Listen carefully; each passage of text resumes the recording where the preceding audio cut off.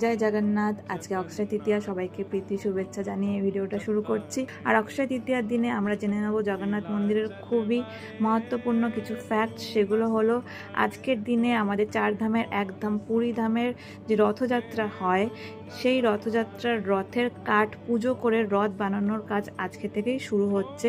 এছাড়াও আজকে হলো চন্দন যাত্রাও শুরুর দিন, যেটার কারণ হলো জগন্নাথ প্রভু এই গরমে যাতে কষ্ট না পায়, সেজন্য প্রভুকে চন্দনের প্রলেপ লাগানো হয়। এই চন্দন যাত্রা চলে 21 দিন পর্যন্ত। তো আশা করি এই ফ্যাক্টগুলো তোমাদের ভালো লাগলো। এছাড়াও জগন্নাথ মন্দিরের যে পতাকা পরিবর্তনের ভিডিও তোমরা দেখতে পাচ্ছ, এটা কিন্তু ডেলি হয় সূর্যাস্তের সময়।